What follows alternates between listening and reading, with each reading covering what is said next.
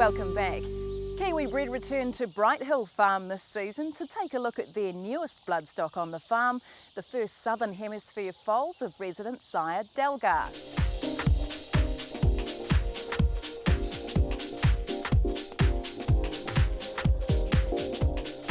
Nick, Dalghar's been a resident sire here at Brighthill for a little over 12 months. How happy are you with the way he's progressing? He's let down into a fantastic horse. I think people would see a big difference in that 12 months since he's been here.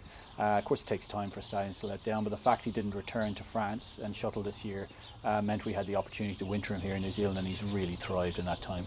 The success of things with him last year has led the owners to leave him permanently at Brighthill. That must be hugely pleasing. Yeah, it is. And Nevin Bottica, who owns the horse, has set up a big program here. He's got 12 to 14 mares coming to him this year, and he plans to race some of the progeny out of him in Australia. So it's going to be a huge help. So it's quite a big exercise now, and as I say, with the support of enthusiastic owners like that, it really moves the whole process forward very quickly. You mentioned he's let down a lot more than last season. Let's talk about him physically. Yeah, he's a very, very physical horse. You can see he's a real sprinting type. A lot of muscle mass there, and just a nice imposing horse.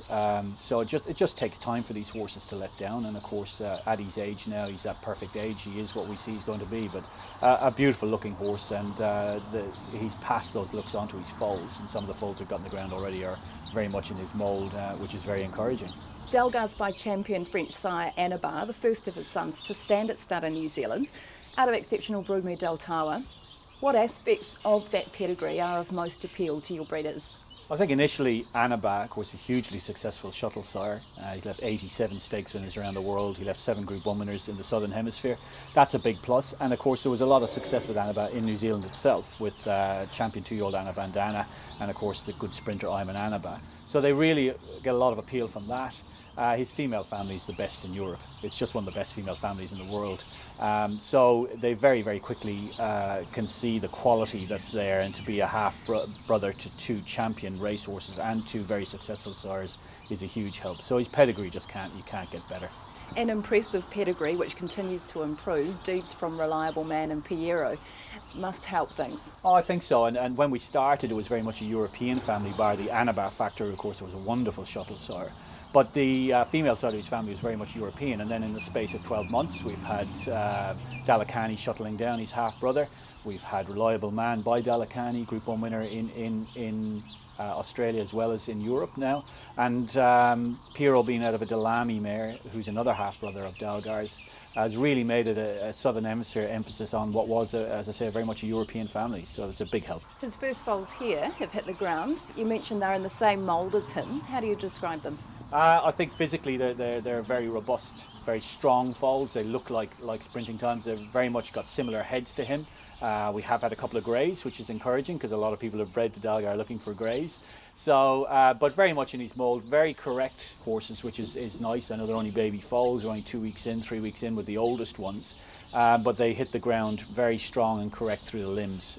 So it's an early stage, this stage, but each one that arrives gets you a little bit more excited. And all peas in a pod, very strong, very correct foals. So we're really, really happy with what he's left us so far. Dalghar being a champion sprinter, without New Zealand mares, how do you see that translating onto the track with his progeny? Well, he's a very interesting sire because he's also, of course, half-brother to 2 staying horses. But I think the Anabar won the day with Dalghar, and that brought the sprinting ability out in him. But Anabar was a very interesting sire himself. He could leave stayers or sprinters, and we would be hopeful that would happen with Dalghar. I think very initially we're definitely going to lean towards a sprinting type of horse, but there's no doubt with New Zealand mares that they will get over ground in time, that's for sure. He was very well patronised last season by some of the best in the business. Has that support continued? Oh, absolutely, and I think as we see more of the foals on the ground here in New Zealand, the confidence will raise even further. But he, very well supported, got some super mares for a $6,000 stallion, and I think that's going to have him in really good stead going forward with that first crop when it hits the ground. As with all your sires, Nick, you leave the service fees unchanged for the first 3 years. That's incredible value at $6,000. I think so. I mean, we're obviously very much we're thinking and focused on the breeders at the moment, and the sales have been a little bit flat the last few years, so we want to leave margins in our stallions. Everybody who does business with us knows we don't overprice them to then do large discounts. And I think it's just a clearer way for breeders to deal. They know they're getting value when they come in the gate. No smoke and mirrors, it's very straightforward.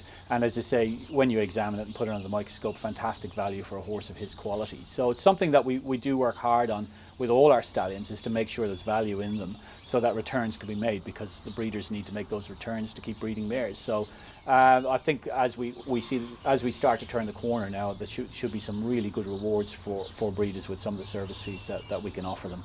When he arrived, you were excitedly confident he'd make a real impact as a stallion. Has he done that? Well, I think we're in early days yet, but what we've seen so far, he hasn't disappointed at all. He's ticked every box, and particularly now it's about that first crop, getting the progeny on the ground. We're really excited about that, and then getting them out there and getting them to racehorse trainers. And then once we've done that, it's up to him, but very much so. And I think the way the pedigree has become more emphasised in the Southern Hemisphere, that's an extra bonus with him. So very happy where we're at with him now.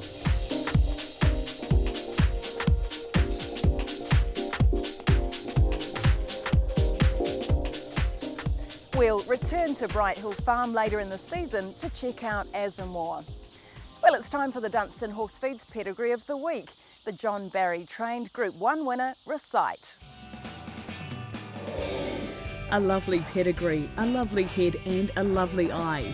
That's what attracted the Oak Stud General Manager Rick Williams to unraced warning mare Chantenay at the Tattersalls July sale in England in 1998. And he saw the same qualities in Darcy Brahma filly Recite, who he sent to Hastings trainer John Barry after she failed to reach her $80,000 reserve at the Karaka yearling sales. Failing to sell has since proven a blessing. After a 2-year-old season a breeder owner could only dream of. She followed her debut win at Trentham with a Group 2 Wakefield Challenge Stakes win at the same track at her next start, following up with a Group 2 Matamata Breeder Stakes victory over Smart Filly Bounding and the Group 1 Manawatu Sires Produce Stakes success at Awapuni. She ended her juvenile season unbeaten in 4 starts and as a Group 1 winner and Group 2 victor to boot. Williams paid 22,000 guineas for Chantenay at Tattersalls on behalf of the Oak Stud owner Dick Caraman, and together the pair have gone about developing the family into a prestigious commodity. Recite's Dam Chant, by traditionally, ran second in the 2006 Matamata Breeders' Stakes and the Group 1 Diamond Stakes at Alisha, having earlier claimed the Group 3 Eclipse Stakes at the same track. Recite's great-granddam, Chansey, was a Group 3 Matron Stakes winner at the Curragh in Ireland, but so far the exciting Hastings filly rates as the star performer of her family. Williams says Chantenay's lovely head and eye are trademarks of all her progeny, most notably Chant and her star daughter Recite.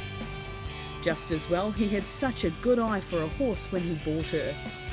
This week's Pedigree of the Week is proudly brought to you by Dunstan Horse Feeds. Well, that concludes this week's show. Join me next week when we return to Wellfield Lodge to speak to stallion handler Dean Puaha.